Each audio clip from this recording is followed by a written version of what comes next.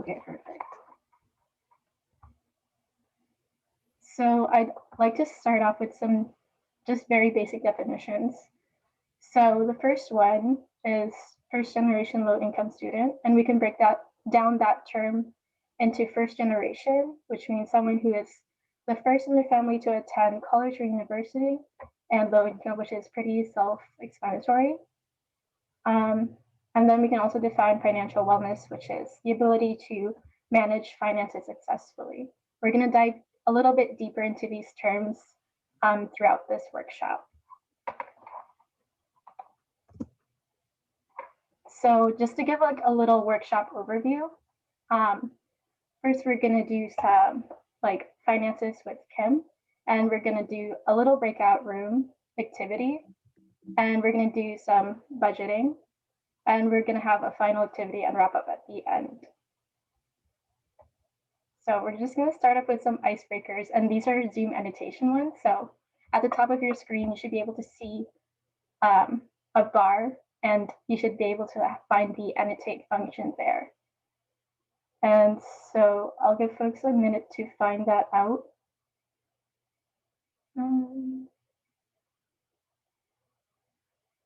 Okay, so basically the way this will work is that we're just gonna like annotate. Yeah, I see some people have seen it already. I'm just gonna make these annotations anonymous, so just bear with me for 1 second. Oops.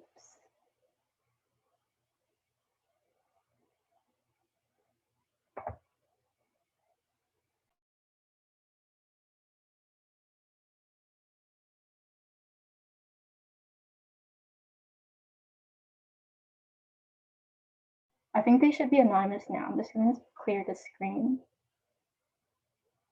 Okay, so sorry for that, but basically you can just like leave a sticker for which end you want. So if you're a summer person, you'd be on like the left side, and if you're more of a winter person, you'd be on the right side.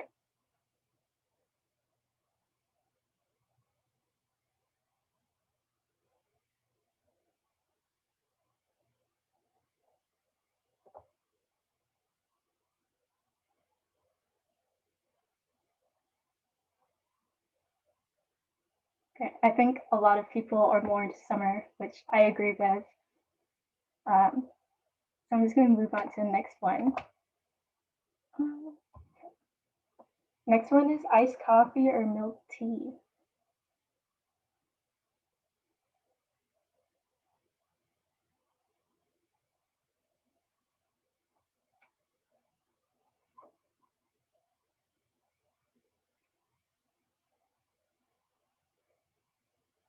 I think there's an overwhelming majority for milk tea. I feel like that's a clear winner. Okay. So the next one's going to be a little bit more serious, I suppose. But how often do you think about finances?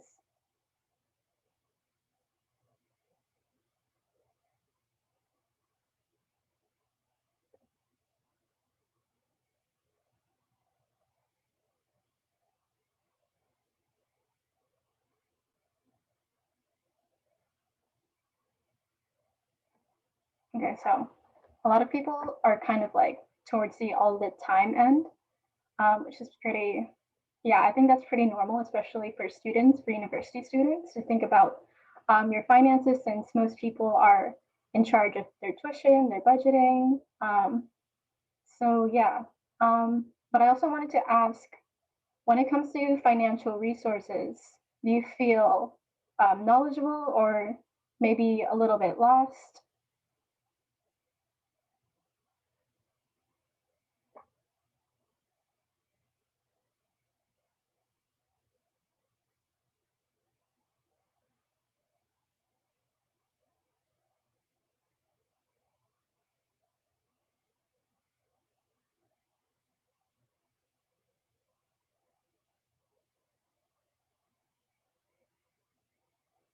Okay, so I think this one's a little bit kind of like all over the map, sort of, but I'm seeing kind of like a lean towards people needing help for financial resources. So that's very understandable, and that's why this workshop is here. And that's why we're going to be talking about some financial wellness tips for first generation students and for just like students in general. So with that, I'd like to introduce Kim Sikoli. Kim Sikoli is an enrollment services advisor. Yeah, so feel free. Great. Hi, everyone. It's so nice to see your smiling faces here on the right-hand side of my screen. Yeah, it's really nice to be here. Thank you to Alyssa and to the First Generation Club for inviting me here. My name is Kim Sikoli, and I'm an enrollment services advisor at the University of British Columbia. It's my understanding that most of you are here from UBC, but that there could also be students from other universities and colleges around Canada as well. So welcome to you all. I wanted to give you a little bit of a sense of my experience being a first generation student when I attended university back in 2003, so a little while ago. Maybe some of you were just being born. But also give you a sense of kind of the landscape and some of the questions maybe to be thinking about. And then I'm also joined by two financial wellness peers at UBC, Gurwinder and Hoya, who are going to be talking a little bit later. So they'll dive in a little bit more deeply with some of the tips and strategies that you can employ. Sounds like there are a lot of people who are, you know, really curious and hungry for this sort of information around financial wellness. So let's just jump into it. So as I mentioned, I was the first in my family to be a university student. Neither of my parents, my father had gone to a technical college very briefly, and that was sort of it.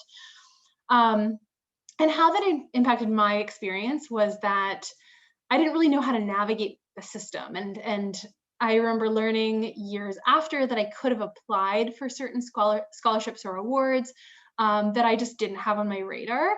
And in my role now as an advisor, I certainly hear that from a lot of students, that there are many of you who don't apply for things because of the notion it could take away from someone else. And that's one thing I would like to debunk or dispel. There are scholarships, awards, grants, all sorts of things. And I would always suggest that you do apply for them.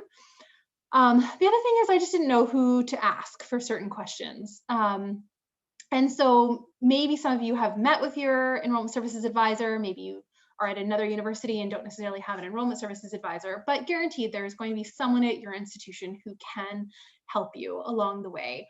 So a lot of it, I think, is really just asking questions and taking control of your finances. So in my role as an enrollment services advisor, I'm here to provide financial support to my cohort of students. So I might even be some of your enrollment services advisor, who knows?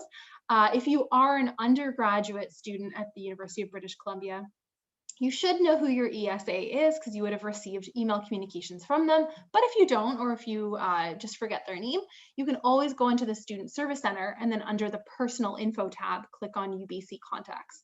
So again, that's the SSC Personal Info UBC Contacts.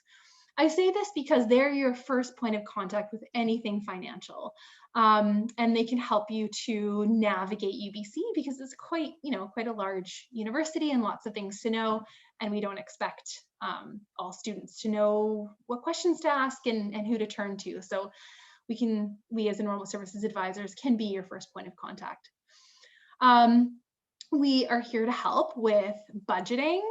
I also wanted to put on your radar loans and grants. So I am also aware that there is going to be international and domestic students here. If you are a domestic student, so that means a Canadian citizen, permanent resident of Canada, or convention refugee, then you are entitled to apply for Canadian government loans and the associated grants.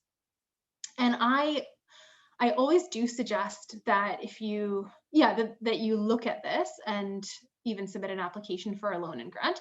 It's interest-free while you're in your full-time studies, but the bonus to it is that if you have any unmet financial need that the Canadian government cannot meet with a loan or a grant, then you can apply to UBC for a bursary as well. What is automatically factored into your loan and overall funding package from your, whether it's student ABC or another province, is grants. Now, grants are for low or middle income students, or if you have dependents, or if you have a permanent disability. So those are the three reasons that you'd be automatically qualified for a grant. And the nice thing about those is that you don't need to repay those grants ever, assuming that you maintain a full-time course load through that particular study period. And then, as I mentioned with the bursaries, you also don't need to repay those. So that's essentially money, free money. And so we do recommend that you apply for those. For our international students, we certainly talk a lot about the budgeting element of it, because unfortunately you're not able to apply for Canadian government loans. But I just wanted to put that out there and yeah, keep that on your radar. And lastly, I just wanted to also mention that we have workshops. So some workshops the Financial Wellness Peers lead, and you'll get a taste of that this morning. And then other ones Enrollment Services Advisors do, so it really depends on the topic. In fact, we have 2 workshops coming up this week, so a heavier workshop schedule. And I'm just going to pop these links into the chat. And I'm also just going to give a minute here and see if there's any questions. My overall intention this morning, I'm just going to put these in there. There we go. My overall intention was to explain what Enrollment Services Advisors can help with. We won't necessarily get into all of the nitty-gritty of your specific financial questions, but hopefully now you have a sense of who you can talk to and some of the things that we're able to assist with. I'll give it a couple minutes to, feel free to just pop any questions in the chat or unmute yourselves if you have any questions that I can answer.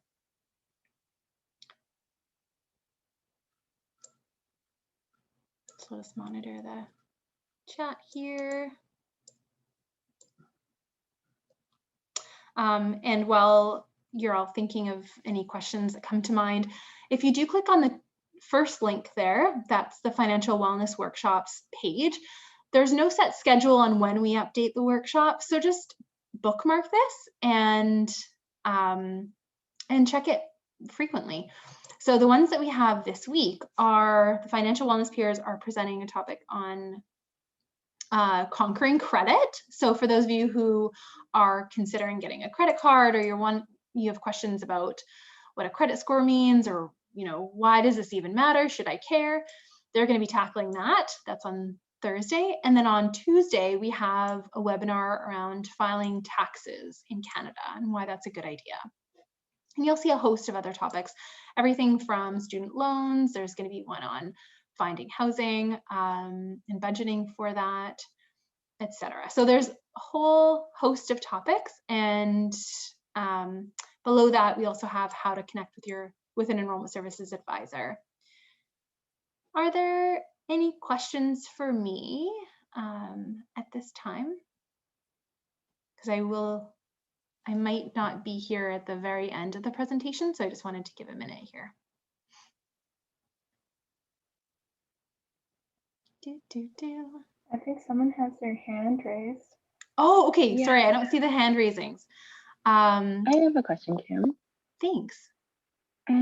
So I have been fortunate enough to learn about some of the things that you talked about already.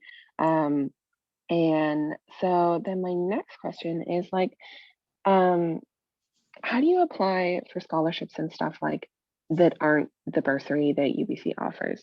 Because I find that extremely overwhelming. Like you go on like YConic or whatever the websites are, and it's just like there's 100 million and you can't tell if you're eligible for like any of them. And some of them take like an absurd amount of effort, or it's like enter our photo contest, or like, man, I really just would like something a little bit like more straightforward, or like some tips, or I don't know, like, because if you can get those bursaries and scholarships from like UBC or the student loan, you know, that's really fantastic and that helps a lot. But like not everyone can get those. And then sometimes they look on other scholarship websites, but like there's no help. Like I asked my ESP and they couldn't help me because it's like kind of like outside of their jurisdiction. And I don't know, it just gets really overwhelming really fast. And most of it is like for the states anyway. And it's just kind of like, Yeah, that's such a good question. Thank you so much, Amy. Yeah, so I'm going to back up a little bit. So there's 3 different types of funding. There's scholarships, awards, and bursaries. Scholarships are always tied to academics. Awards are tied to academics and usually some sort of extracurricular involvement. And then bursaries are always needs-based. You're right. It's tricky to navigate for sure. I'm just going to also send this link. I'm so glad you brought up this question. Here is a link. How it works at UBC is that many of the scholarships are automatically determined by your faculty. So each faculty has a set amount of scholarship funding that they give out to students, and that can be based on, like I said, grades, or if they're awards, then based on extracurricular involvement. That's why it's really important to have good connections with your academic advisors as well as your enrollment services advisors, because then they can also advocate for you. Some of them, so there's the faculty recommended awards. There's no application that's necessary. It's automatic, but like I said, knowing who to talk to and just talking about some of the things that you're involved in will be beneficial for you. The other thing is at UBC, there's a the Track Excellence Scholarship, and that's for students in the top 10% of your faculty if you're international, and then for domestic students in the top 5% of your faculty. That's based on your year level and the program that you're in. Again, there's no scholarship, no application that is required for those. The tricky part comes in terms of all the scholarships that are not automatically considered, and that's really the crux of what you're getting to, I think, Amy. The link that I provided does go over some general award programs, and actually I'll just share my screen so you see what I'm seeing. Alyssa, if you don't mind just giving me the screen sharing abilities, I'll go ahead and do that. Thank you. We'll stop your screen sharing. Okay, perfect. So this is the link that I had pointed you all to. So a lot of these are going to be like the bursary program is only tied to loans. As I mentioned, if you have unmet financial need. Affiliation scholarships, this is good to dive into. This can be if you're connected to a particular club, or oftentimes it's your parents or guardians perhaps who might be connected with these. So take a deeper dive into that. One thing I'll point out is for most scholarships at UBC, you need to be registered in, you need to meet Senate regulations. What are Senate regulations? Senate regulations are 3 things. You need to be registered in 24 percentage graded credits. You need to have an average of 75%. And lastly, you need to have no failed classes. So that's, let's say right now we're in the 20 winter session, which we are. If you meet Senate regulations right now, you'll automatically be considered for those scholarships. And then you need to have registration next winter session. There's a couple of exceptions to that rule. The biggest one just being if you do have a registered permanent disability, you want to make sure that you're connecting to the Center for Accessibility so that they can just mark you off in their spreadsheet as being allowed to take a reduced course load, and then you can still be considered for those scholarships if you are taking a reduced course load. So many students will be in a reduced course load, but if you do have a registered permanent disability, and this a large majority, I think it's something like 70 or 80% of folks who have permanent disabilities, they're invisible disabilities, right? So I mean, many of us struggle with mental health concerns. Those sorts of things are a good reason to reach out to the Center for Accessibility. So yes, affiliation scholarships. I'm just gonna browse through some of these others. Similarly, bursaries, then there's things like wellness bursaries.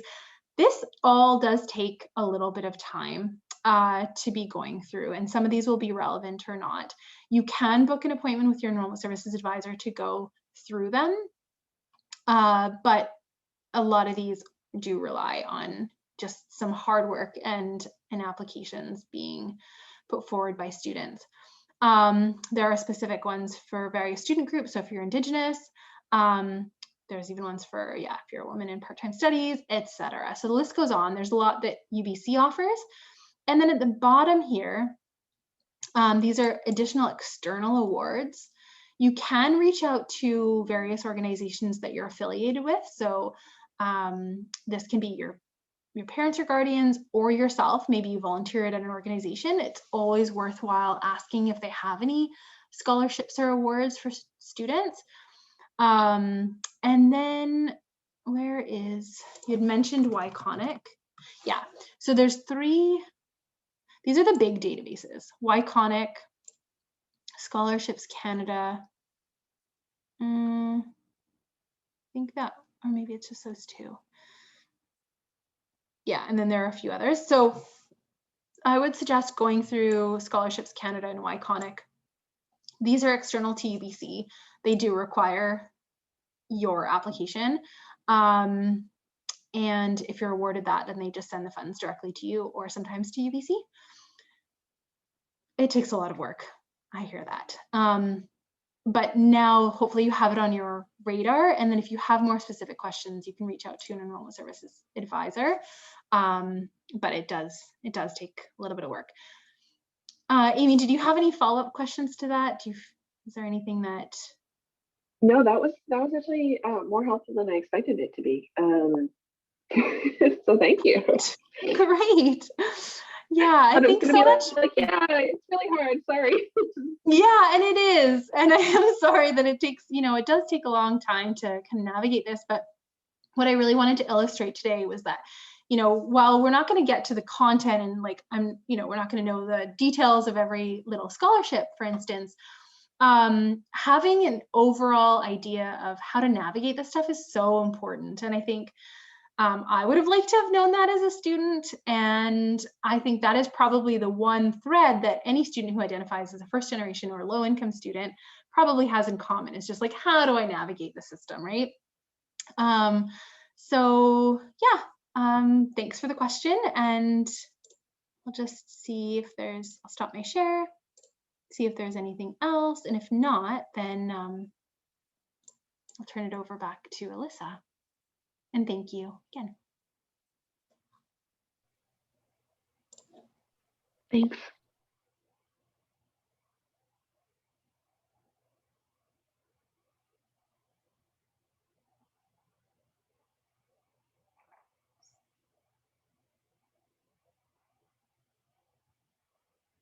Okay. Thank you, Kim, for that. We're just gonna go into a little breakout room activity, and it'll be with 3 people. It's not gonna be recorded, so I encourage everyone to introduce yourselves and get to know each other a little bit.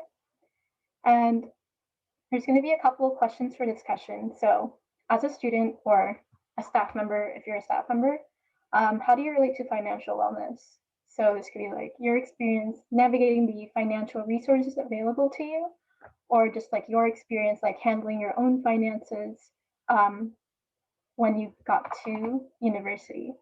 And then another follow-up question to that is to kind of think about how it might look different for first generation and low income students, or maybe if they might look the same. So it'll be about 5 minutes, and you'll get, of course, a 1-minute warning for when they're about to close. And then after the 5 minutes are done, we're gonna come back and share as a bigger group. So I'm just gonna make the breakout rooms and pause the recording.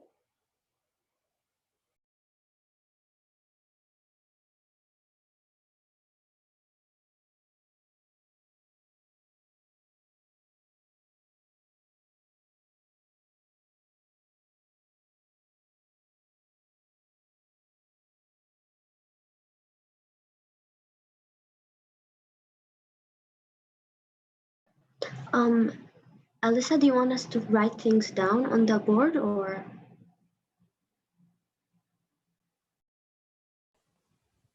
Yeah, I don't think we can annotate right now. Can you guys?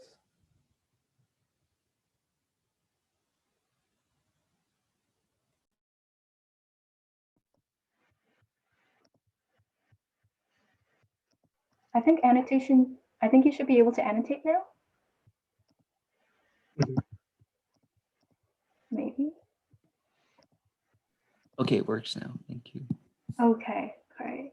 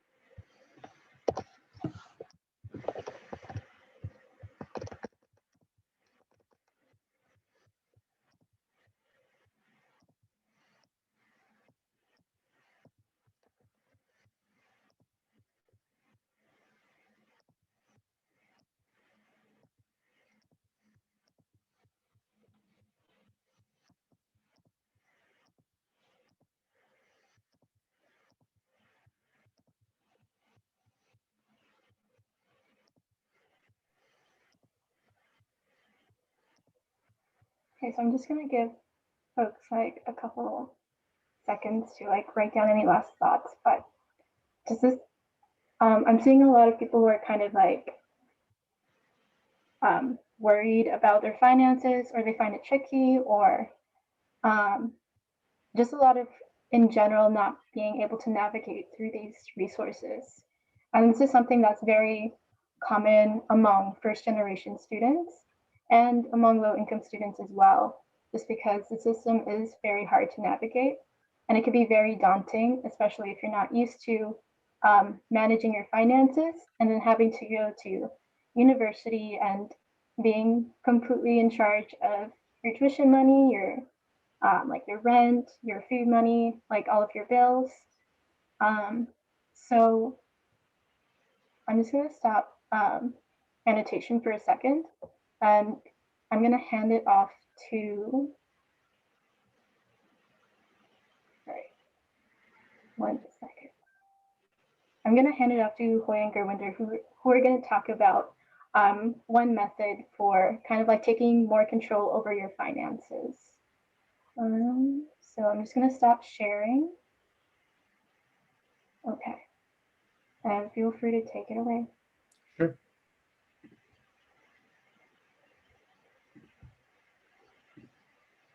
Can everyone see the slides? Yeah. All right. Gurwinder, did you want to start us off?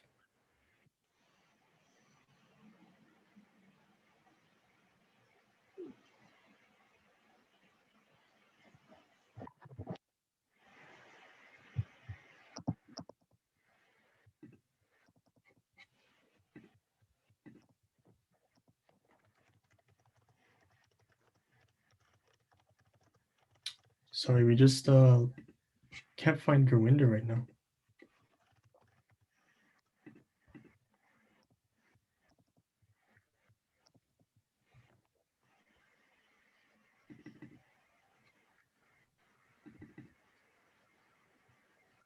Okay, anyways, I'll get started until he comes back. Yeah, I'm back now.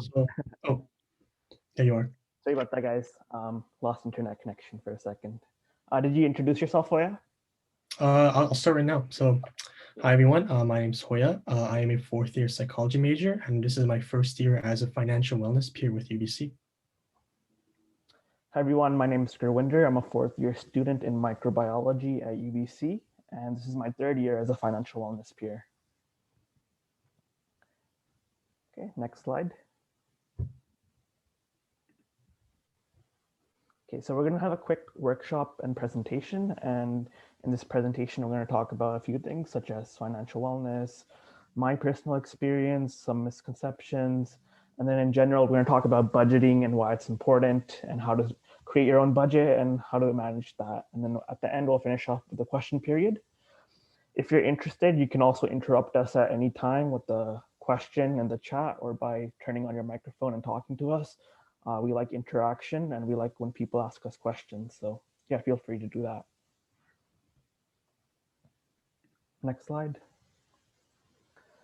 Okay, so we're going to talk about financial wellness first. So what is it and why is it important? So I have a quote here from Forbes. Financial wellness, put simply, is the ability to have a healthy financial life. And when I talk about this, I like to talk about analogies and I like to talk about our physical health. So our physical health is something that we can look after and it depends on how we treat our bodies. So if we're exercising and eating healthy, our physical health gets better and we're able to live a longer life with less problems. But if we mistreat our body and we don't make good decisions about what we eat and how we manage our daily routines, then our body can become sick and it can have disabilities and such. And in a similar notion, a lot of us are born with different financial backgrounds, and the same way we're born with different health backgrounds due to our genes and environmental factors. So it's an easy analogy to look at it that way, is that financial health and wellness is similar to your physical health and wellness. So after talking about that, let's discuss how we can achieve financial wellness. And achieving financial wellness is first learning about financial knowledge and topics, and that includes budgeting, investing, tax. So just trying to get a good understanding and good grasp about these topics. And then you want to financially, or you'd want to confidently employ these knowledge into your daily lives. And doing that, you'd be able to make responsible, prudent financial decisions. You'd be spending within your means and you'd be planning for emergencies and also preparing for the future by investing and creating lasting wealth. Next slide.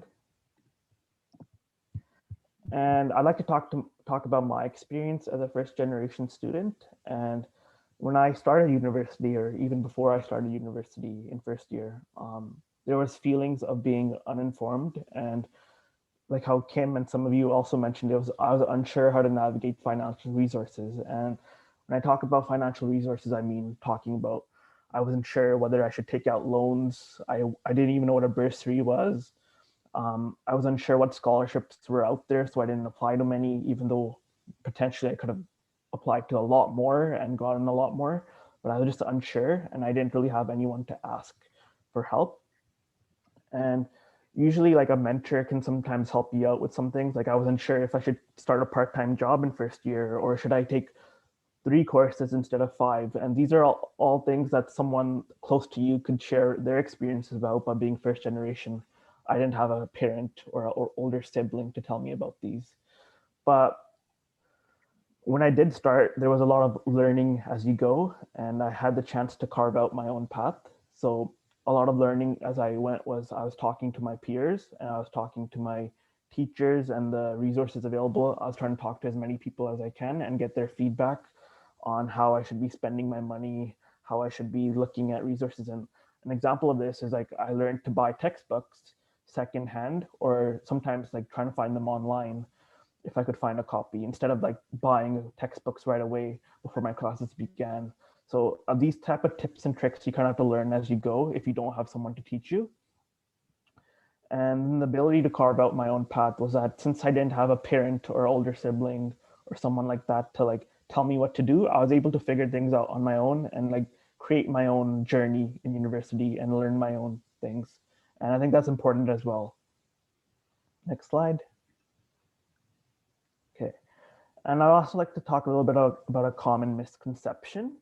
It's that the financial struggles and experiences of FGLI students are unique and are only limited to FGLI students. And I'd just like to stress that you guys, if you're first generation or if you're first generation low income or if you're a low income student, you aren't alone. I talked to Kim, the ESA, and I've talked to other people, and the common notion is that many people struggle financially and coming from very different backgrounds, very different positions in their life. We're talking about adults too, not just students, young people. And so you shouldn't feel alone. You shouldn't feel isolated. Like you're the only person that's going through this, or you're the only group that's going through this. It's financial struggle is a common notion in many people's lives, and it's something that we should discuss openly and talk about. So yeah, you should definitely not feel alone about this. Next slide. Okay, so we're gonna have a quick annotation activity, just like the one that Alyssa did. So I'd just like you to animate this timeline, or this number line, and tell us how you feel about budgeting. So on the left side, you have I've never tried budgeting before, to on the right side, I'm very confident.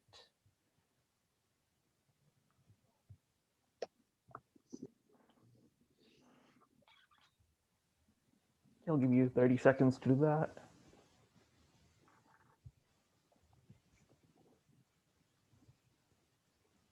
Okay, so it looks like we have people from all over the spectrum, and that's good. We have people that are very confident, and there's some people that are just trying to get into budgeting. That's good. I'll just clear that. Hey, Hoya, can you clear the slide? Or Alyssa, maybe? Okay, thank you. Next slide. One back. So what's your financial goal for 2021? So just tell us what you want to do, what you want to accomplish for 2021 financially. That could be anything. It could be big or small.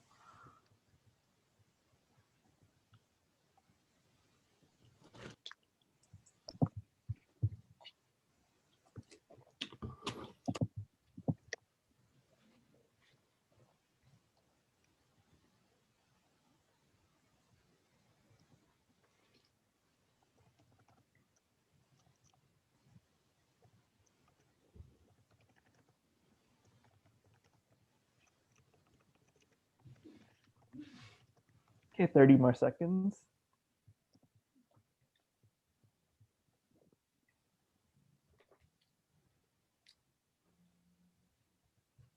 So we have be financially literate, save money, financial independence, having a healthier relationship with money, more streams of income, and getting more scholarships. So these are all good financial goals. So can we clear the slide, please, Alyssa or Hoya?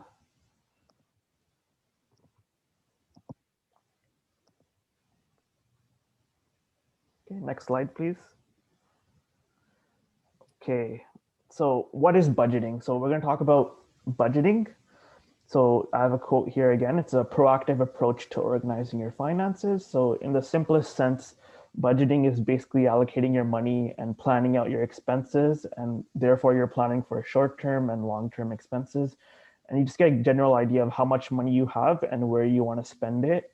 And you could also try to save some money at the end of each month and put that away for savings. And I think for many people, budgeting is that first step you take towards your path on financial wellness, and because it's often the easiest step you can take. So you already have your predetermined income from your job or your student loans or however you be getting your funding, and you just can you have an opportunity to plan out how you spend that money and be responsible with it. Next slide. Okay, Hoya, you can take it away. Okay, so why is budgeting important? So the main reason that budgeting is important is that it's essential for financial stability. Budgeting allows you to pay common expenses like rent, tuition, any loans you have, any credit card bills you have, and at the most, you can save money for the future with a good budgeting mindset.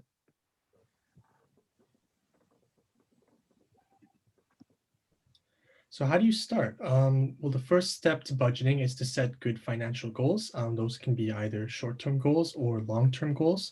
An example of a short-term financial goal will be to save enough money for next term's tuition. So this is a goal where you might want to purchase something imminently in the future, within like a month or a week within a few days.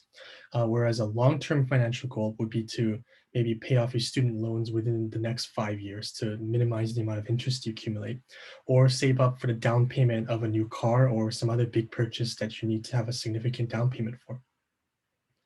But either ways, regardless of what your goal is, it's good to have SMART goals to set your financial goals. So that would be on the right here. So the first one would be to make your goals specific, narrow down what it is that you want to save up for. The second one would be to make your goal measurable. Like, how would you measure it and how would you scale it over time? The third would be attainable. So make sure it is a realistic goal within your individual financial context. Make sure that it works for you and it's not going to affect other parts of your life negatively. The fourth one would be to make it reasonable. Again, following the same logic as making your goal attainable. And the last one would be to make it time related. So being able to set good benchmarks, with dates in the future to keep track of your financial progress. And the last tip would be to write these down and to constantly remind you of your goals.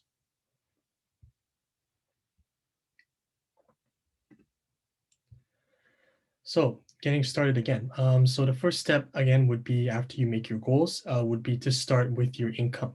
So everyone should be able to track their monthly income regardless of where their income comes from. So for example, income could count as a part-time or full-time job. It could be any kind of work, learn, or co-op position. It could also be from scholarships for student loans. And we also included another category because there might be other people who maybe run a side business on the side, have some kind of passive income asset. Those would all count as income as well. And the important part to follow up on that would be to track your spending on your expenses. So tracking your spending for even 1 month will open your eyes to your spending habits that you may not even have realized. So you can identify areas where you are overspending or spending where you don't need to, and instead allocate that money towards a savings or an investment account instead to grow your money rather than losing it. And again, like tracking even the little things, it adds up. You can keep receipts, you can read your bank statements, maybe you can create a spreadsheet or write them down any way that works for you to be able to track how your money is being spent, and moreover, how can you better allocate which areas of spending you need to prioritize over others. And a tip from Gurwinder is that regardless of what type of financial position you are, budgeting is an important tool that everyone should take full advantage of in order to reduce expenses and build wealth.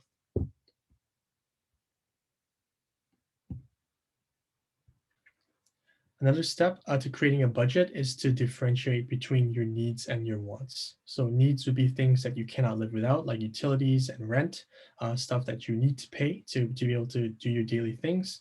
Wants would be stuff like dining out, going on vacation, new gadgets and clothing, stuff that you basically want but you don't need to, maybe keep a roof over your head, or buy food or pay essential bills.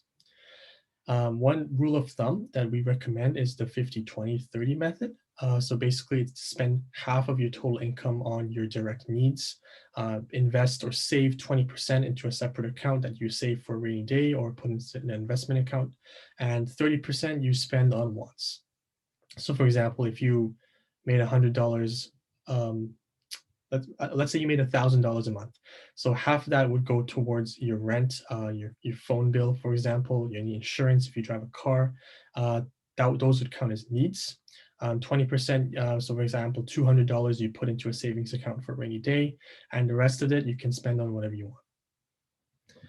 And the last step would be to have a contingency for your budget. This is essential for anyone, regardless of how much income you have. It's to basically have an additional 10 to 15% of your total expenses for the month into basically like a rainy day fund. So basically count that as a miscellaneous expense or contingency fund in case for one, let's say you lose your job. You want to have some kind of backup that you can rely on so you don't miss an essential needs payment next month, for example. So that's always a good idea to have, regardless of how much money you're having. And another recommendation from one of our financial wellness peers is that you should over allocate for school supplies, or make like kind of like a buffer space just in case you might need more, so to make it less stressful in the case you need to make an emergency purchase. For example, Let's say you are allocating $1,000 towards school-related fees. That's not tuition, like textbooks and other stuff, lab equipment, for example. Over allocate a little bit, just in case you end up having to spend more than you need to. So don't underestimate how much your essential needs might be. What are some good budgeting methods?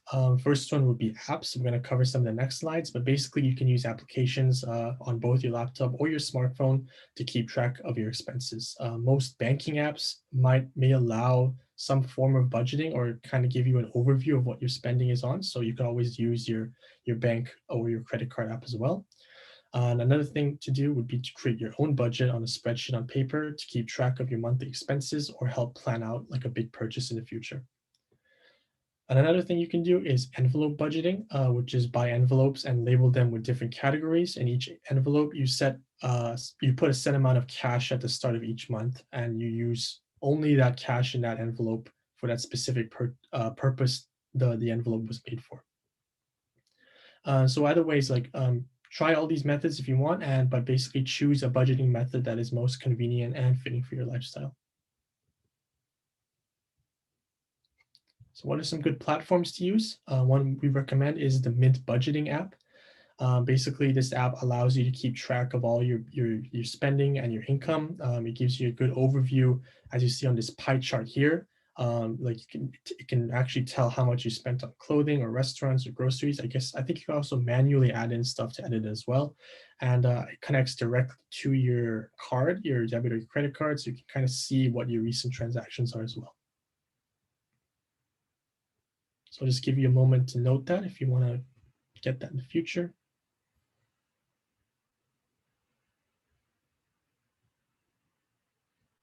Okay. Next app we recommend is You Need a Budget, or YNAB.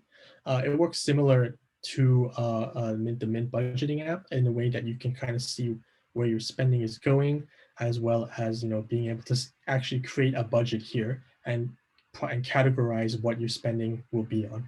So for example, here, like this person put down monthly bills, and then they put down minus $50 for cable TV, put down the list of other things that they need to pay off, and I think you can check them off or re-edit them as you go.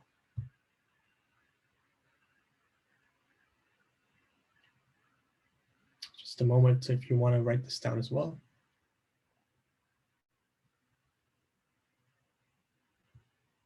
All right. So what are some last budgeting tips that we recommend? One would be to save first and then spend. So rather than saving what is left at the end of your period, set aside a portion of your fixed income into your savings account or rainy day contingency fund first. A good rule of thumb is 10 to 15% of your income.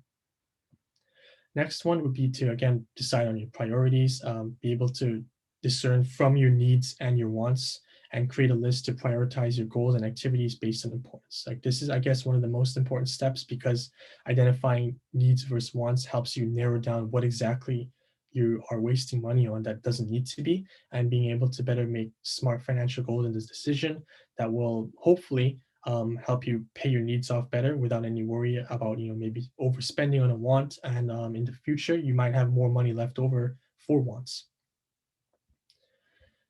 Third step, review your budget frequently. The rule is that one budget does not fit all. There's no set rule to how you should budget. A budget should change as your circumstances change. So you can adjust your budget accordingly if you get a new job or if you suddenly get additional expenses for the month. So basically, like, people's financial situations are changing every time. You might get more or less income, you might get more or less expenses. The general rule is that to keep track of whatever big financial changes happen and be able to adjust accordingly with your budgeting. The last step would be to pay in cash for small expenses if you can. So withdraw a set amount of cash weekly, biweekly, or monthly, and use it whenever possible for smaller purchases. This is because cash has a much lower spending limit than a debit or credit card. So if you're finding that you're having difficulty, saving money, like you just have a credit card and you're buying Starbucks every day or going out and eating stuff every day with your debit card, cash can help you have a physical limit so you don't go around overspending on a card that gives you too much freedom. if you do use a credit card though, my tip would be to maybe allow it to help you with organizing your budgeting priorities. Having 1 to 3 cards and allocating each to specific purchasing areas can help you set parameters for how much you should spend in a certain area. So for example, what I do is I put all my needs and my daily bills on my MasterCard while I use my American Express for wants purchases.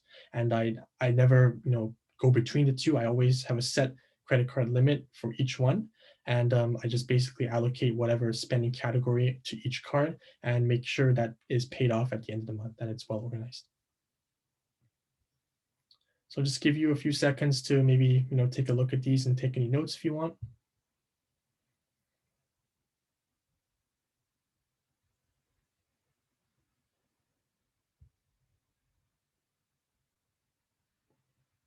You can always screenshot the page as well if that's easier for you.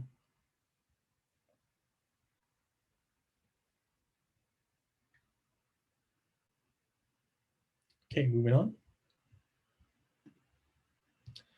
So any questions about budgeting or financial wellness? You can either type it into the chat or you can annotate on this slide.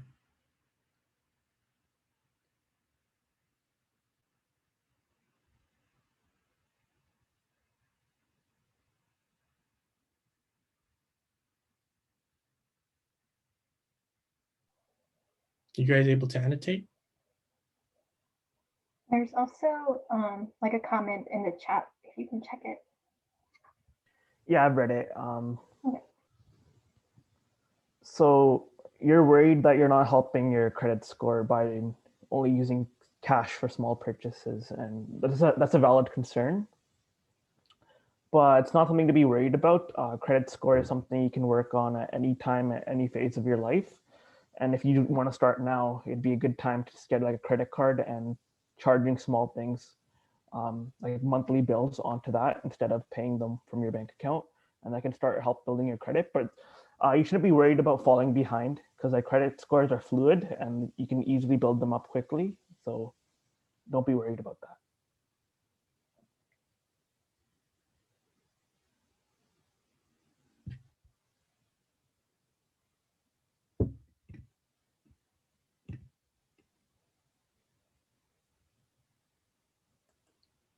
Yeah. And your credit score will be the most helpful when you're buying, let's say, a house and trying to get a mortgage. So if that's quite far away currently for you in your life, then I wouldn't, that's another reason not to worry it as much.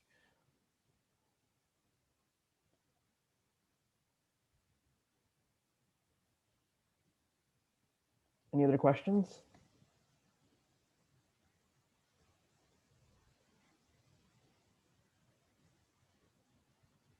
Okay. Right, so let's move on. Again, here's some free resources. I think Kim covered some earlier, basically that can help you get started with starting your financial planning as a student. These are the ones offered on the Enrollment Services website. First of all, we have like a budgeting sheet on Excel if you want to get started on how to maybe track your spending. And we also have a bunch of different PDFs on understanding credit, how to stick to a budgeting mindset, as well as some resources on student loans and graduation. So I'll give you a moment if you want to screenshot this page and the link.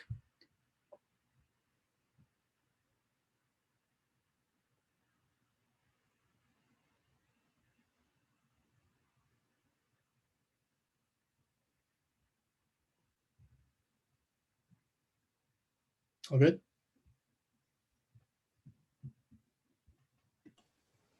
Okay, so final tips from us at the Financial Wellness Peers.